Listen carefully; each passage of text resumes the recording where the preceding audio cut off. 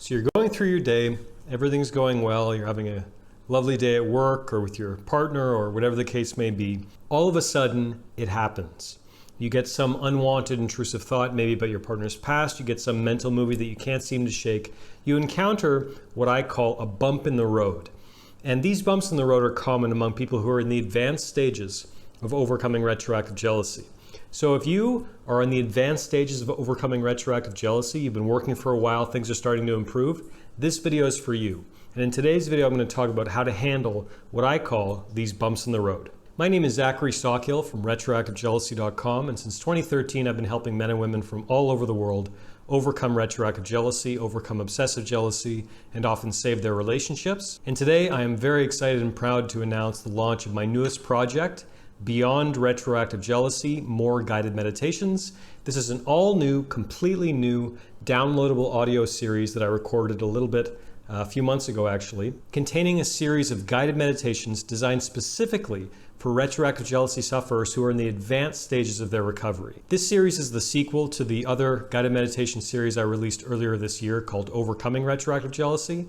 This new series is completely new, entirely original. I'm very proud of it. And basically I wanted to put together a collection of tools, practices, exercises, guided meditations for retroactive jealousy sufferers who are almost at the finish line, just need that extra push. So if you're interested in gaining quick clarity and peace of mind and all new insights, perspectives, and strategies for beating retroactive jealousy for good, I hope you'll consider taking a look at Beyond Retroactive Jealousy, More Guided Meditations, out right now, out this week. And I'm sure my YouTube editor will put a card overhead. Click on that and you can learn more about Beyond Retroactive Jealousy, More Guided Meditations. Okay, housekeeping out of the way. To the main topic of today's video, dealing with bumps in the road when they come up. The first and most important message I think I can get across to anyone watching this video who's in the advanced stages of their recovery from retroactive jealousy. And once more, this video is for you. This video is for you if you've actually started putting in the work, you're taking this seriously, you've made the commitment, you started putting in the effort required to beat retroactive jealousy, and you're starting to make progress. This is for you. This is not for newbies. So, if you're in the advanced stages of overcoming retroactive jealousy and you encounter a bump in the road, the main message I want to convey is you're not alone. This happens to the best of us. This happens to many people who have actually started putting in the work toward overcoming retroactive jealousy. You are not alone. This happens to the best of us. And for many of us, this represented kind of the final challenge in our journey to beat retroactive jealousy for good. It's been many years since I struggled with retroactive jealousy, but I remember this period quite well. I remember, I could almost smell the finish line. It was so close. When I was really almost 100% sort of cured of retroactive jealousy, when I was almost there, occasionally I'd have a bad day or a bad hour or sometimes a bad 10 minutes. I'd have these moments where it seemed like I was stumbling in bed. I'd get an intrusive thought about my then girlfriend's past. You probably know the drill. And what I'm about to share in this video really helped me put everything in perspective and helped me power through these bumps in the road. By the way, before I continue, these tips, these strategies have helped literally thousands of students in my online course, Get Over Your Partner's Past Fast. This has helped many of my students, not to mention hundreds of one-on-one coaching clients, kind of put the final nail in the coffin of their retroactive jealousy. So, aside from all the preamble, number one, the fact that you're experiencing a bump in the road, the fact that you're having a bad day or a bad hour, and it's standing out to you, this is actually a positive sign. And I know I'm not just preaching, all this vapid positive psychology, just look on the bright side. That's not what I'm talking about here. The fact that this bad day or this bad hour is an aberration, the fact that you're noticing that you're having a bad hour or a bad day or something random comes up and you have that pang in your stomach randomly out of nowhere, the fact that you're noticing this is actually a great sign. The fact that this moment, this day is an aberration is a very good sign because it means that this moment has been preceded by how many weeks or how many months perhaps, or how many hours of really good times, positive momentum.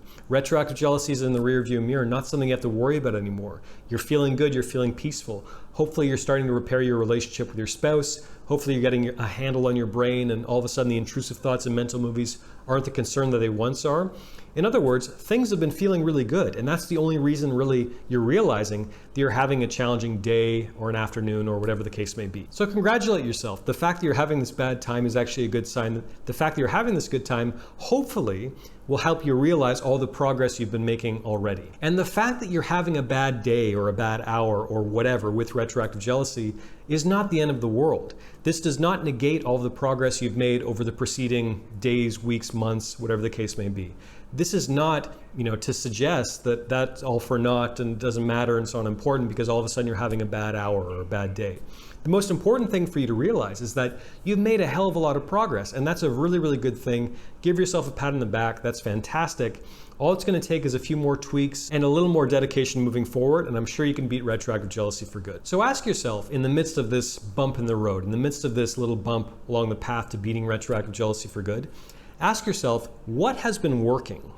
What have I been doing, thinking, practicing, etc., during all the good days that have preceded this particularly challenging day? What has been working? What have I been really getting a lot of rewards from? What has been paying off? Is there a certain new perspective or a thought reframe or a guided meditation, for example, or an exercise or any kind of practice or hack or activity that has been really making a difference lately? What has been the common denominator in all of your good days?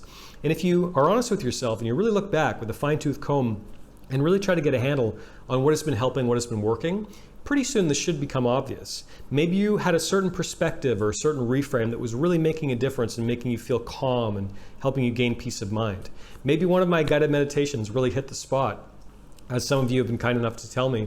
Maybe one of my guided meditations has really been hitting the spot, and maybe you need to go back and revisit that guided meditation.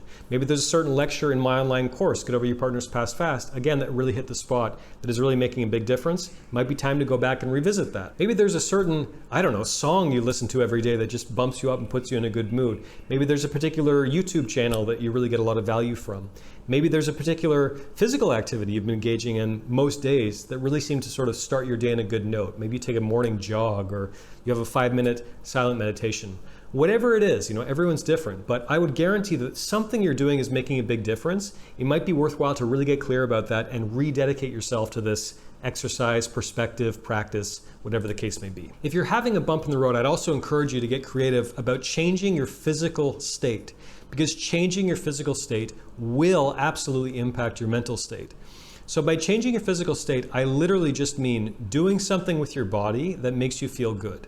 This can be as simple as taking a walk around the block, moving your body, moving your limbs, getting up from your desk, getting the blood flowing. Lord knows I need to do this more often than not because I sit all day at this desk and I'm working and I'm on calls and I'm very busy, and it's easy for me to sort of neglect exercise until it's too late, until I realize that I've been on my behind for maybe 8 hours or something like that. It's time to get moving. It's time to get that blood flowing. One of the big reasons why I advocate for exercise so often is because I have way too much evidence over the years of doing this work, not to mention my own personal life, that it works, that it makes a huge difference. And some people hear the term exercise and they get kind of scared off. I'm not saying you have to sign up for the New York City Marathon. I'm not saying you have to, go and take MMA classes or whatever. I mean, do something that is moving your body, that's changing your physical state. There is all kinds of evidence that proves how valuable exercise, mobility can be when it comes to overcoming things like anxiety and depression, various mental disorders like that. And regardless of whether or not you want to categorize your own retroactive jealousy as a mental disorder, the point is moving your body helps. Moving your physical body really makes a difference in your mental state. So do something physical. This can be big, small, whatever, hopefully something you enjoy. Try to change your physical state. And don't buy into the lie of depression, the lie of anxiety. I've mentioned this before to other people and perhaps on this channel as well, but I think the great lie of depression is the idea that things will always be the same. I'm always going to feel this way. I'm always going to have these demons, or I'm always going to have these intrusive thoughts, or I'm always going to feel this way about my partner's past, or all these sentences that we sort of reinforce to ourselves that are based on this completely illogical notion that things will always be the same. And the reason this is so crazy, the reason this is false, is because change is the only constant in human life.